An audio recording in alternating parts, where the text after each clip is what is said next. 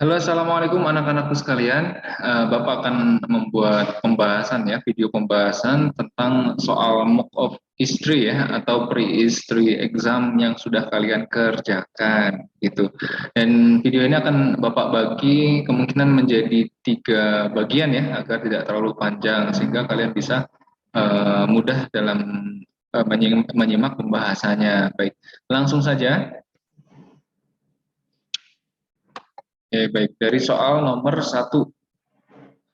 Di soal nomor 1 ini ditanyakan penggunaan energi di tubuh manusia, ya, yaitu pilihannya jelas yang diffusion. Ya, ingat ya, diffusion ini merupakan passive transport. Oke, kalau passive transport itu tidak memerlukan energi. Selain passive transport, ya, yaitu diffusion, ada juga osmosis. Nah, yaitu pergerakan air. Kalau diffusion pergerakan zat-zat selain air gitu ya, seperti itu. Sedangkan protein sintesis perlu, apalagi maintenance of constant body temperature perlu, gitu kan ya. Kemudian muscle contraction juga perlu ya, atau istilahnya kontraksi otot. Kemudian nomor 2, di sini di awal dijelaskan tentang pengertian respiration, dan yang ditanyakan adalah specific nutrient required in respiration. Oke, di sini Bapak akan jelaskan bahwa glukos, protein, dan lipid itu dipakai untuk respirasi, gitu ya, kecuali enzim, karena enzim ini fungsinya sebagai biokatalis. Biokatalis itu apa? Ia untuk mempercepat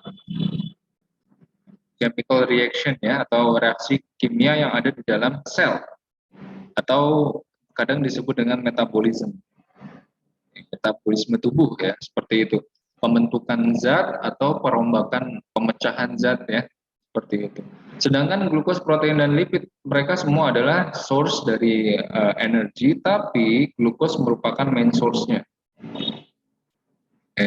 Nomor 1 nih, kalau misalnya tubuh kekurangan glukos ya kan, barulah lipid akan dipakai sebagai secondary source, begitu ya. Ini yang kedua. Dan yang terakhir adalah protein. Nah, bahkan sebaiknya protein ini nggak dipakai untuk respirasi. Kenapa? Karena protein yang banyak tersimpan di dalam otot. Makanya orang yang mungkin kelaparan ya, atau kurang asupan nutrisi akan cenderung kurus, gitu ya. Ototnya menipis karena protein yang ada di dalam otot dimakan, dalam tanda kutip ya, dimakan oleh sel atau dalam proses yang namanya respirasi, karena udah nggak ada sumber glukosa dan sumber lemak, begitu ya. Jadi seperti ini. Jadi jawaban yang paling tepat itu kan ya, mungkin karena ketiganya benar, tapi lebih ke glukosa gitu, karena sebagai sumber utama. Baik, selanjutnya. Yang ketiga, which of the following process doesn't use the energy released by respiration? Hati-hati ya dengan kata doesn't, kemudian kata not, gitu ya, atau kata false, atau kata incorrect. Karena semua kata ini adalah kata yang negatif dan sering menjebak ya, gitu. Yaitu apa? Kembali lagi diffusion. Sedangkan yang lain perlu. Transmission of nerve impulse jelas. Ya, buktinya ketika kita belajar, kita akan lama-lama akan merasa lelah ya, kelelahan. Karena penyaluran nerve impulses itu perlu energi. Production of new red blood cell, betul. Production of the new red blood cell merupakan salah satu bagian dari cell division ya. Kemudian cell growth itu juga butuh energi pertumbuhan sel ya. Kemudian the beating of heart juga butuh energi. Nomor 4, which of the following information is correct? Nah, sekarang yang correctnya. Anaerobic respiration in mammalian muscles release ethanol and carbon dioxide. Sudah pasti salah.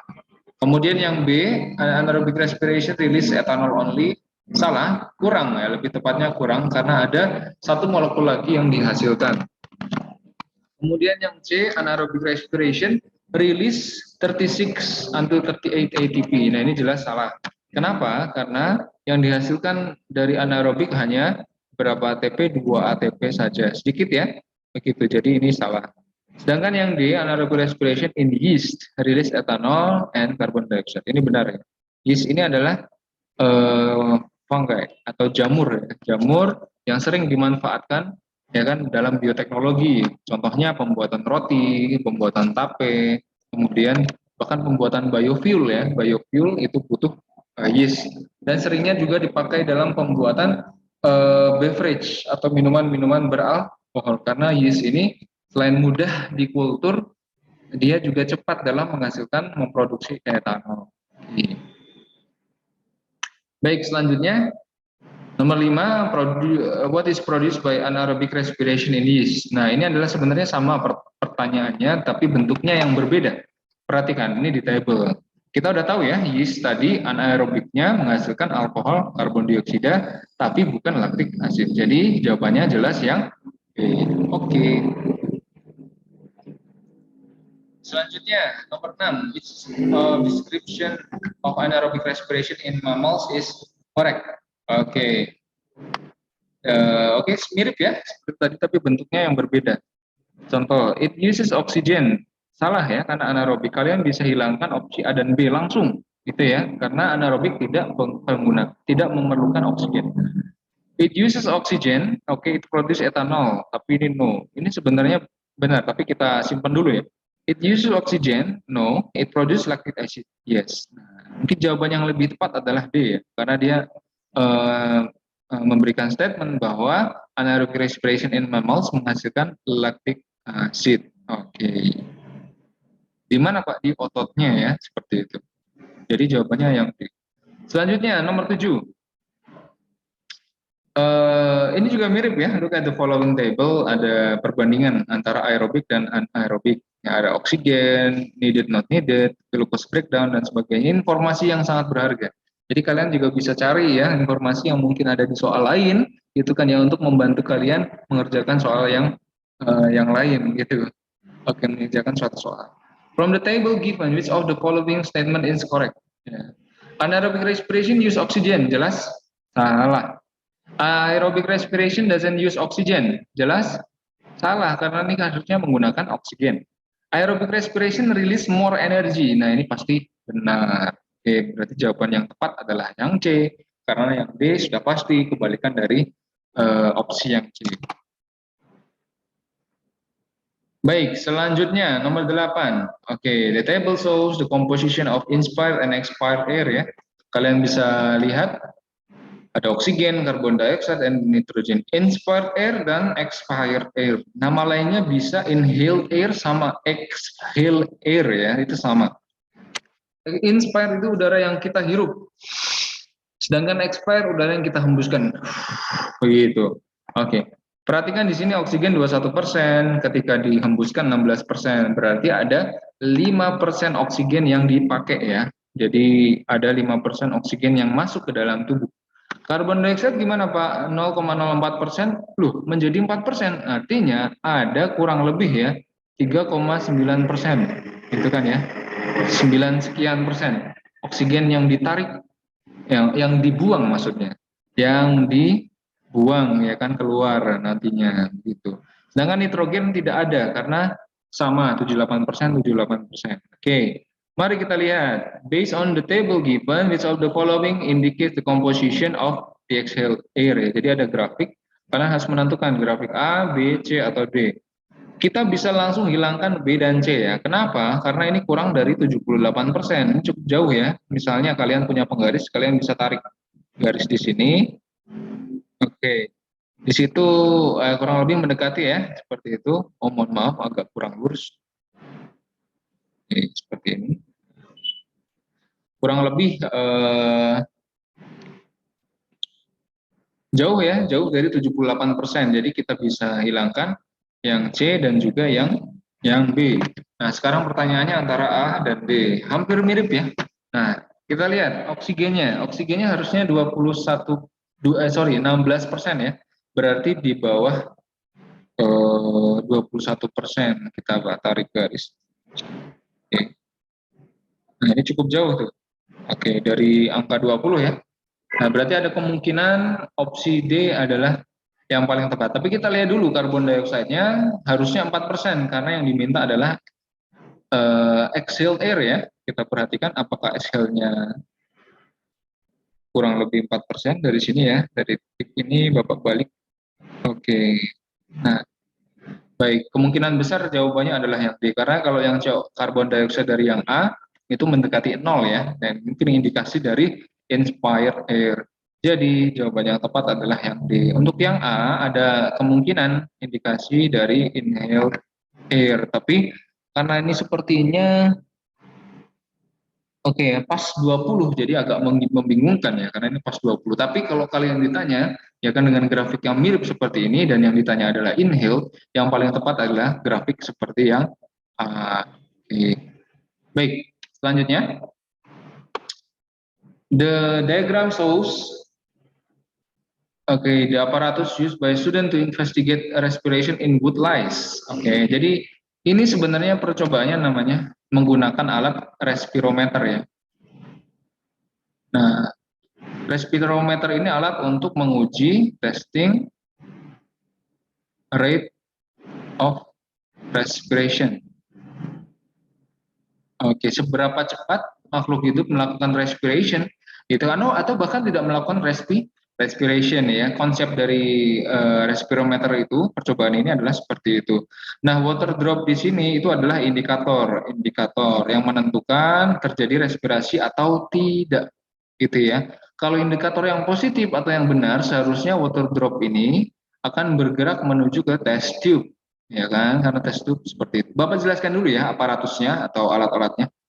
Test tube dipakai sebagai kontainer ya untuk serangga atau organisme yang akan kita uji. Bahkan tidak cuma serangga ya, bahkan plant juga bisa dipakai dalam percobaan ini. Kemudian ada cotton wool dan soda lime. Ya, soda lime sudah jelas di sini to remove carbon dioxide. Sedangkan cotton wool ini untuk menghindari wood lice menuju ke soda lime karena bisa berbahaya dan bahkan menyebabkan kematian dari wood lice ini. Jadi harus dibatasi dengan cotton wool. Di mana cotton wool memiliki pori-pori sehingga udara bisa masuk ya kan ke arah dalam test tube maupun ke keluar begitu. Itu fungsi dari cotton wool. Nah, kita lihat ada capillary tube yang biasanya ada skala pengukuran ya untuk melakukan pengujian rate of respiration. Ada skala pengukurannya. Baik, kita coba cek ya. In this experiment, water drop will move towards the wood lice. Dijelaskan di sini bahwa air water drop ini akan bergerak menuju ke wood lice. Ya. Kenapa begitu? Karena jelas wood lice ini adalah organisme yang melakukan respirasi, ya kan? Respirasinya menggunakan oksigen, gitu ya. Karena wood lice ini adalah serangga, ya hampir semua organisme ya butuh oksigen kebanyakan untuk respirasi. Bahkan beberapa bakteri pun demikian ya, seperti itu. Kita bisa lihat ketika udara di dalam ya dihilangkan karbon dioksidanya karena soda lime, berarti yang tersisa hanya oksigen ya, hanya oksigen. Oksigen yang tersisa ini pasti akan dihirup dong sama si wood lice dan tentu menghasilkan karbon dioxide. Si wood lice-nya mengekskresi karbon dioxide, tapi karbon dioxide-nya langsung terserap oleh soda lime. Jadi asumsinya udara yang ada di dalam test tube itu hanya oksigen. Semakin lama oksigen di dalam akan semakin habis, betul ya? Oksigen yang semakin habis menyebabkan konsentrasi oksigen di dalam, ya kan, atau tekanan oksigen di dalam itu lebih rendah dibandingkan dengan tekanan oksigen yang di luar. Hal itu menyebabkan adanya tekanan dari luar yang mendorong water drop menuju ke dalam, seolah-olah kayak tersedot gitu ya water dropnya. Itu karena perbedaan konsentrasi oksigen atau tekanan oksigen menyebabkan water drop bergerak masuk ke dalam. Jadi jelas jawabannya yang A ya, seperti itu. Wood lice undergo respiration that use oxygen. Karena respiration itu tidak mungkin menghasilkan karbon dioxide ya. Dan excretion pun harusnya mengeluarkan karbon dioxide, bukan menggunakan karbon dioxide. Apalagi oksigen, jelas salah. Jadi jawaban yang paling tepat adalah yang kalian jangan bingung ya, misalnya bentuknya dirubah. Jadi yang tadinya tidur atau vertikal seperti horizontal seperti ini posisinya menjadi vertikal dan itu sama respirometernya. Bapak akan berikan contoh ya, misalnya kalian diberikan soal dengan respirometer yang seperti ini yang ada di gambar Bapak ya. Ada dua, adalah menggunakan lem maggot dan juga beads ya. Perhatikan, ini tidak menggunakan water drops tapi menggunakan manometer ya. Manometer ini untuk mengukur tadi tekanan udara juga bisa. Nah, seharusnya ketika posisi yang A ya, ini Bapak bilang posisi percobaannya A, ini yang B. Bedanya A sama B apa Pak? Semuanya sama kecuali ya sampelnya ya. Satu menggunakan maggots dan masih hidup. Satunya menggunakan semacam kancing ya. Ini benda mati berarti. Seharusnya ketika ada lem maggots di sini gitu kan ya, dia akan menyerap oksigen terus ya, menyerap oksigen. Oksigen itu menyebabkan oksigen yang ada di udara akan menekan masuk gitu ya, sehingga menyebabkan manometernya akan naik. Oke. Sedangkan si yang di posisi eksperimen yang B karena menggunakan bits dan bits tidak melakukan apa-apa gitu ya, seperti itu sehingga manometernya tidak akan bergerak, not moving at all. Ya, seperti itu. Karena tidak menyerap oksigen atau mengeluarkan oksigen juga gitu. Dan mungkin kalau misalnya kalian ketemu soal seperti ini jangan mau itu bentuknya horizontal atau vertikal tetap respirometer. Oke, lanjut. Nomor 10, what structures make up the trachea?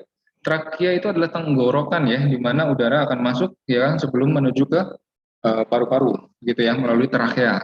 Tenggorokan tepat di depan dari esofagus atau kerongkongan di mana tempat makanan masuk. Jawabannya yang tepat adalah cartilage ya, si shape ring of cartilage. Kalian bisa lihat di sini. Oke. Nah, di gambar yang Bapak share. Nah, di sini ada C-shape cartilage ring. Kenapa disebut dengan C-shape? Karena memang bentuknya adalah huruf C seperti ini ya. Dia menempel dan berbentuk C seperti ini.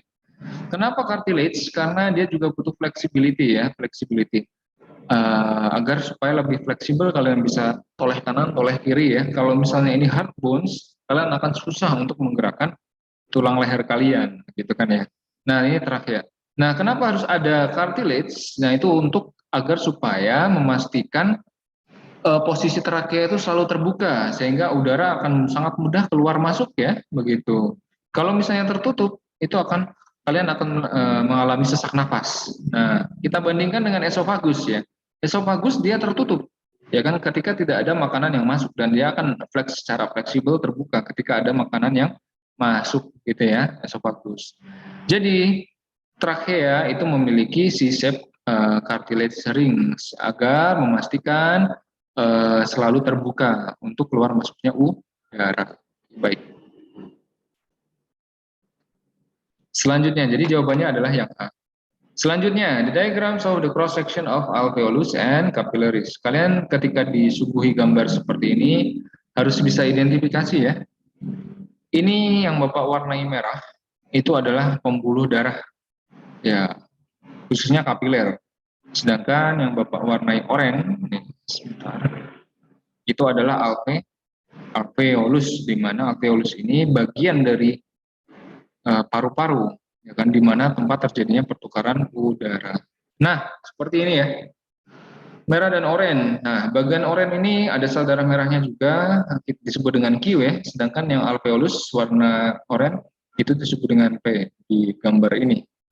How does oxygen move from P to Q and carbon dioxide move from Q to P? Nah, kita ingat ya, konsep diffusion. Okay. Diffusion ini pergerakan suatu zat ya, movement of substance from high concentration ya kan to low concentration seperti ini. Apapun itu ya, kecuali air. Kalau air namanya osmosis.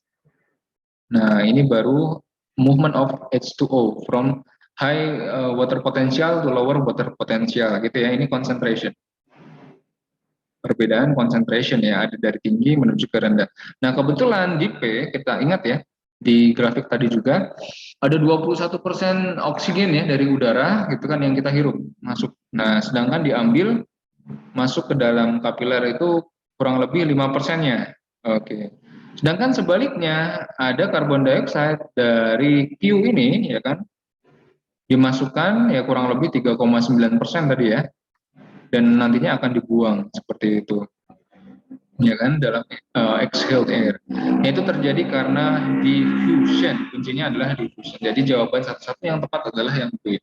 Kenapa nggak osmosis? Ingat, osmosis itu yang bergerak adalah airnya, gitu ya. From high water potential to lower water potential. Jadi konsepnya adalah difusi untuk gas exchange di respiratory system. Oke. Baik, mungkin sampai nomor 11 dulu. Nomor selanjutnya akan Bapak bahas di video berikutnya. Oke, semangat semua ya belajarnya. Terima kasih, sampai jumpa di video part kedua dalam pembahasan mock exam history ya. Bye bye. Assalamualaikum warahmatullahi wabarakatuh.